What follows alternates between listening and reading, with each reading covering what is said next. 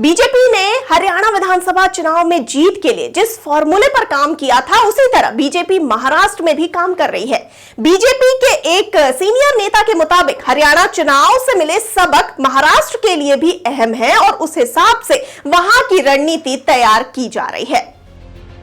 BJP के एक नेता ने कहा कि लोकसभा चुनाव में बीजेपी को इसका नुकसान हुआ था कि विपक्ष संविधान में बदलाव की कोशिश और आरक्षण के मसले पर अपने हिसाब से नैरेटिव बनाने में काफी हद तक सफल रहा था, लेकिन हरियाणा विधानसभा चुनाव में हमने ऐसा कोई नैरेटिव बनने नहीं दिया। उन्होंने कहा कि कांग्रेस नेता राहुल गांधी ने अमेरिका में जो बयान दिए, उसे लेकर बीजेपी ने आक्रामक अभियान चलाया और उन्हीं के हथियार से उन्हें ध्वस्त किया।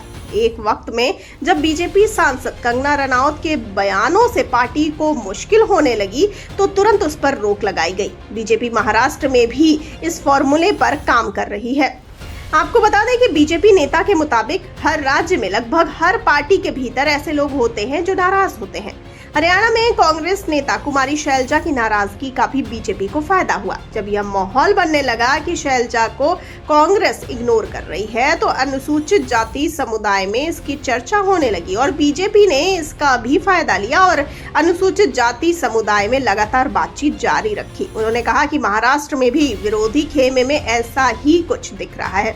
आपको बताते चलें कि सूत्रों के मुताबिक लोकसभा चुनाव के बाद जब बीजेपी ने हरियाणा विधानसभा चुनाव की तैयारी शुरू की तो यह तथ्य सामने आया कि लगभग हर पोलिंग बूथ में ऐसे लोग हैं जो वोट देने नहीं गए, लेकिन वह बीजेपी के समर्थक हैं। तभी से इस पर काम शुरू कर दिया गया था कि पोलिंग बूथ को मजबूत किया जाए और हर बीजेपी समर्थक पोलिंग बूथ तक वोट देने जरूर पहुंचे।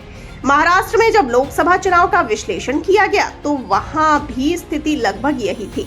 विधानसभा चुनाव के लिए बूथ वाइज वोटर्स पर खासकर बीजेपी समर्थकों पर फोकस किया जा रहा है। बीजेपी के एक नेता के मुताबिक महाराष्ट्र में बीजेपी का संगठन हरियाणा के मुकाबले ज्यादा मजबूत है।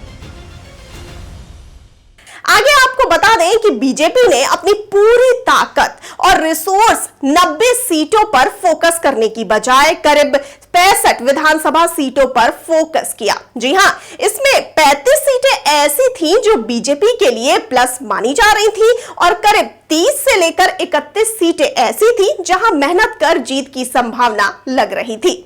आपको क्या लगता है? आपकी क्या राय है? हमें फटाफट से बताइए कमेंट सेक्शन में और साथ ही जाते जाते इस वाले वीडियो को कर दीजिए लाइक और शेयर और चैनल को सब्सक्राइब करना बिल्कुल ना भूलिए। मुझे दीजिए इजाजत। नमस्कार।